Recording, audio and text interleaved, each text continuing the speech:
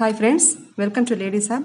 இன்றைக்கி நம்ம டேஸ்டியான வெங்காய வத்தல் எப்படி ப்ரிப்பேர் பண்ணுறதுன்னு கொஞ்சம் டீட்டெயிலாக பார்க்கலாம். இப்போ 4 கப் புழுங்கல் அரிசியை 3 மணி நேரம் ஊற வச்சுருக்கேன். நல்லா கழுவி ஊற வச்சுக்கோங்க. இப்போ நாளைக்கு வத்தல் போடுறதா இருந்தால் இன்றைக்கே நம்ம மாவு ரெடி பண்ணி வச்சுக்கலாம். அப்போ காலையில் எழுந்து உங்களுக்கு வத்தல் கூழ் காய்ச்சறதுக்கு ரொம்ப ஈஸியாக இருக்கும். இப்போ இந்த அரிசி நல்லா ஊறினதும் கிரைண்டரில் போட்டு நைஸாக அரைச்சி எடுத்துக்கோங்க. இந்த அளவுக்கு நைஸாக அரைச்சிக்கோங்க. சின்ன வெங்காயம் 1 கப், 1 ஸ்பூன் சீரகம், 5 பச்சை மிளகாய், 1 எலுமிச்சம்பழம், 2.5 ஸ்பூன் உப்பு. பச்சை மிளகாயும் சீரகமும் நல்லா நைஸாக அரைச்சிக்கோங்க. இப்போ ஒரு அடிகனமான பாத்திரத்தில் 1:5 ரேஷியோவில் தண்ணி வச்சுக்கோங்க. அதாவது 4 கப் அரிசிக்கு நான் இப்போ 20 கப் தண்ணி வச்சுருக்கேன். இப்போ இதில் 2 ஸ்பூன் உப்பு சேர்க்குறேன். கல் உப்பு சேர்க்குறேன் நான்.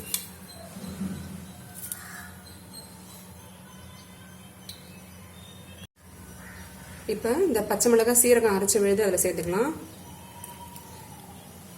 நீங்கள் பெருங்காயத்தூள் வேணா கூட சேர்த்துக்கலாம், அது உங்கள் இஷ்டம். இப்போ இது நல்லா கொதி வரட்டும். கொதி வந்ததுக்கப்புறமா நம்ம மாவை ஊற்றி கிளறி எடுக்கலாம். இப்போ தண்ணி நல்லா கொதி வந்துடுச்சு. இது நான் நேற்றே அரைச்சி வச்ச மாவு இப்போ கரைச்சி வச்சுருக்கேன். இப்போ ஸ்டவ்வை சிம் பண்ணிவிட்டு நீங்கள் இந்த மாவை ஊற்றி கிளறிக்குங்க. கைவிடாமல் கிளறுங்க. அப்போ தான் உங்களுக்கு உருண்டை கட்டினோம்னா கரெக்டாக இருக்கும். இப்போ மாவு வேகிற வரைக்கும் இது சிம்லேயே இருந்து அப்பப்போ கிளறி விடுங்க. அப்போ தான் அடி பிடிக்காமல் இருக்கும் உங்களுக்கு.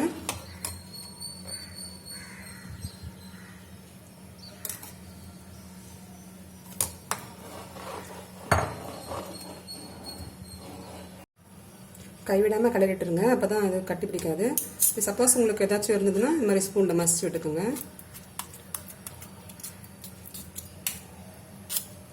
நல்லா கிளறிட்டே இருங்க. இப்போ தண்ணி உங்களுக்கு 1:5 ரேஷியோ சொல்லியிருக்கேன். ஒருவேளை நீங்கள் அரைச்ச மாவில் தண்ணி அதிகமாக இருந்துச்சுன்னா இதில் கொஞ்சம் தண்ணி கம்மி பண்ணிக்கோங்க. இது மாவு வேகத்துக்கு கொஞ்சம் நேரம் ஆகும். அது வரைக்கும் நீங்கள் பொறுமையாக கிளறணும், அடி பிடிக்காமல். இப்போது மாவு நல்லா வெந்துருச்சுன்னா அது பாருங்கள், இது மாதிரி மேலே கொதி வரும். இந்த மாதிரி கொதி வந்துருச்சா மாவு வெந்துருச்சுன்னு அர்த்தம்.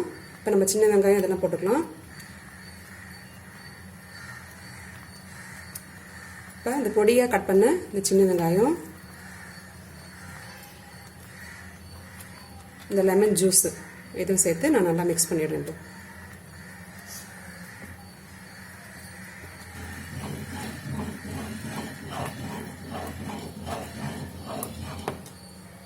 இப்போ இந்த மாவை ரெடி ஆகிடுச்சு உங்களுக்கு. இதை ஒரு தட்டில் போட்டு ஆற வச்சுக்கோங்க. இது சூடு ஆறுனதும் நீங்கள் வத்தல் வைக்க ஆரம்பிச்சிடலாம். இப்போ நான் ஒரு வேஷ்டி துணியை நினச்சி அதில் வத்தல் போட போகிறேன். பிளாஸ்டிக் ஷீட் எப்போவுமே வத்தல் போடுறதுக்கு யூஸ் பண்ணாதீங்க. ஏன்னா பிளாஸ்டிக் ஷீட் வெயிலில் பயங்கரமாக சூடாகும். அது நம்ம உடம்புக்கு ரொம்ப கெடுதலான விஷயம். அதனால் எப்போவுமே துணியை யூஸ் பண்ணுங்கள். இப்போ நான் இந்த வத்தல் எப்படி வைக்கிறேன்னு பாருங்கள். இதே மாதிரி ஒரே சைஸாக வச்சுட்டு வாங்க.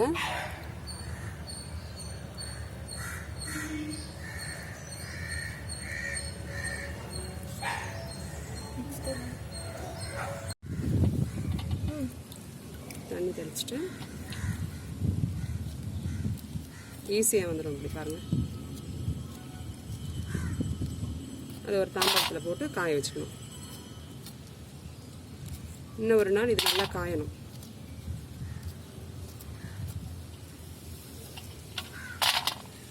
ஈரம் இல்லாமல் சுத்தமாக காஞ்சதுக்கப்புறம் எடுத்து வச்சுக்கலாம். இப்போ இந்த வத்தல் ரெடி ஆயிடுச்சு. நான் இதை எண்ணெயில் பொரிச்சு காமிச்சிருக்கேன். சின்ன வெங்காயம் டேஸ்ட்டில் இந்த வத்தல் சாப்பிட சூப்பராக இருக்கும். கண்டிப்பாக ட்ரை பண்ணி பாருங்கள். உங்களுக்கு இந்த வீடியோவில் ஏதாச்சும் டவுட்ஸ் அண்ட் சஜஷன்ஸ் இருந்தால் கமெண்ட் பண்ணுங்கள்.